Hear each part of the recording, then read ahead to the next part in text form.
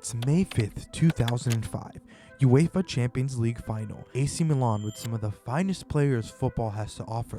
And then there's Liverpool FC, a team of overachievers battling out for a shot at glory. And the favorites, Milan, they would take a commanding lead 45 minutes in. Yet this was the score after 90 minutes. But how?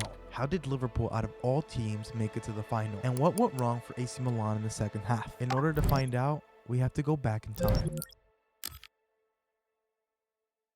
It's a 2002-2003 season. AC Milan have just won the Champions League after finishing 4th the year prior and needing to play a third qualifying round to even go into the group stage, beating a Juventus side with Ballon d'Or winner Pavel Nedved. And Liverpool? Well, they finished 3rd in their group, playing the UEFA Cup, losing to Celtic in the quarterfinals. Liverpool have not been to the Champions League final since 1985.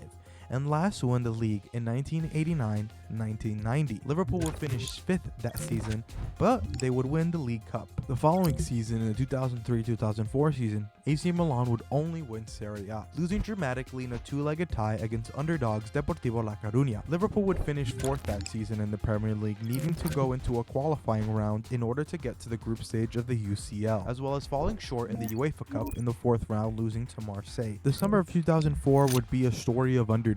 However, Porto would win the Champions League against Monaco, and Greece would win the Euros against Portugal. This would motivate Liverpool to seek some change, replacing Gerard Houllier with Rafa Benitez from Valencia. This season showed the footballing world that anything can happen.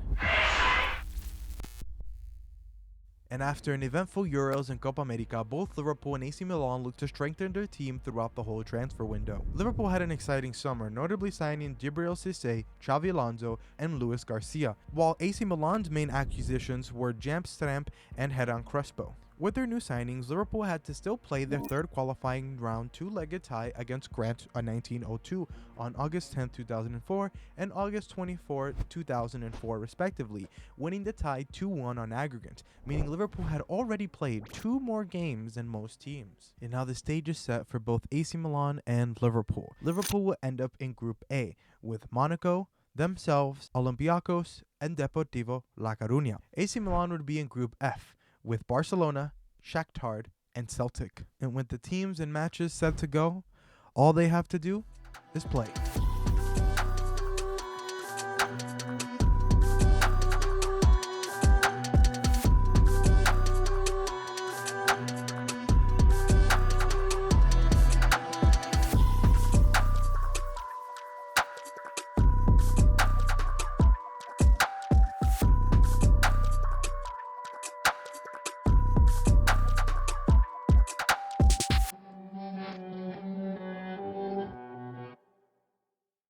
It's the last match day, and Liverpool find themselves in a bad situation going into it. A win is needed, otherwise they will fall to the UEFA Cup once again, coming up against the very team that beat them in match day 2, Olympiacos. The game is near its end, and Liverpool lead 2-1. However, this still is not enough. Both teams are tied on points, and that is the first tiebreaker. The second tiebreaker is the total amount of goals scored in head-to-head matches between the tied teams. But since both games at this point were at a 1-goal differential, this falls to the third tiebreaker. Away goals scored in head-to-head matches between the tied teams. In Liverpool's case, Olympiacos has scored 1 in this very game at Anfield, leaving Liverpool out of the Champions League.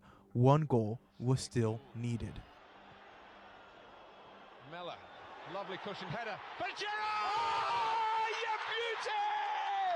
What a head, son! What a head! On the flip side, AC Milan had Barcelona in their group, and despite even losing to them, they still went through comfortably, leading to a round of 16 clash against Manchester United. Liverpool on the other side of the bracket though made quick work of Bayer Leverkusen on their side, and neither team would get very lucky in the quarterfinals though. AC Milan would face Inter Milan, and Liverpool would face Juventus. Milan had to work against their local rivals in the first leg with a 2-0 lead. However, something interesting happened in the second leg. Since AC Milan and Inter Milan share a stadium, AC Milan took the first leg as the home stadium. In the second leg, it was Inter Milan being the home side. And in this game, they would find themselves needing to forfeit from the match from the growing concern with the home fans. Luckily for AC Milan, this would fall to their laps, giving them their second semifinals in 2 years against PSV.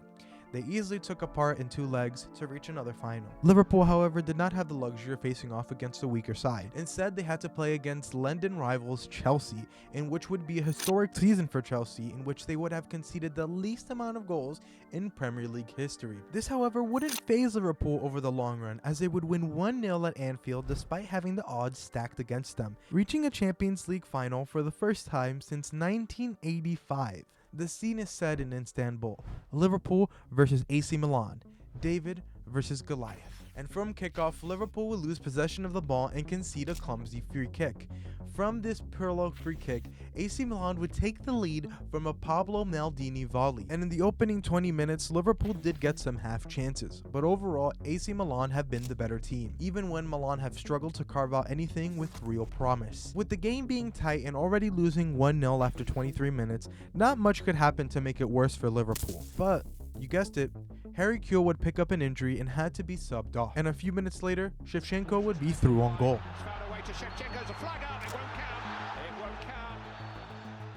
AC Milan thought they scored the second of the night. However, a few minutes after that, they actually scored the second goal of the game with a Shevchenko assist, slotting it home to make it 2-0. Liverpool looked stunned, and they could only watch as they weren't good enough on and off the ball. Now before long, AC Milan would score the third of the game right before halftime. A beautiful pass to an even better finish, leaving the whole world to believe the game was over. And that was the first half, ending with 50-50 on possessions, 2 big chances for Milan to compare to Liverpool's 0, concluding a dominant first half performance from AC Milan, but wanting more from Liverpool in the second. Benitez needed to make a change, and he did just that. He subbed off right back Finhin for Hanhim. Despite the changes that Benitez made, the game really started off very slow for both teams. But then Reece crossed the ball into the box.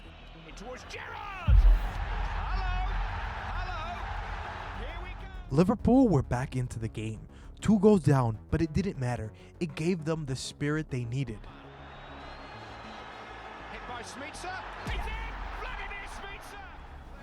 It's Gerrard, he was held, he's given the penalty! All set by Dina Xabi Alonso!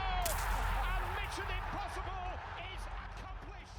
And just like that, Liverpool are back into this game. It happened so quickly that AC Milan couldn't find a counter to it. Despite AC Milan conceding these goals, however, it doesn't mean they didn't know how to create chances for themselves.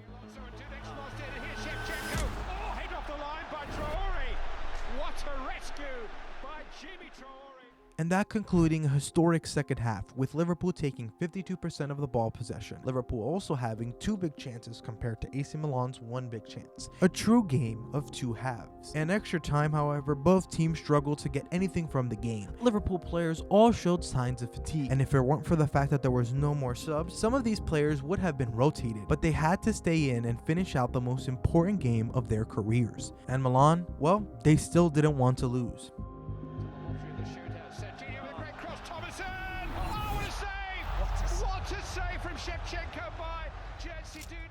Dudek with a wonderful save keeps Liverpool in the game and gives them a chance, leading into a penalty shootout. And the first penalty is for AC Milan's Serginho. The second penalty is up to Herman, the Liverpool substitute. Pirlo then takes the third penalty. And then with Cisse and Tosman both slot their penalties as Liverpool lead 2-1. Ryson comes up to take Liverpool's third penalty of the shootout. And now Kaká has a chance to tie the shootout, and he does. Smicer goes up after him and gives Liverpool the lead once more. And now steps up Shevchenko, the same player that just moments ago could have sealed the victory for AC Milan had he finished his chance. If he slots it home, AC Milan are still in the shootout. But if he misses, Liverpool win the Champions League in historic fashion, coming from 3 goals down. He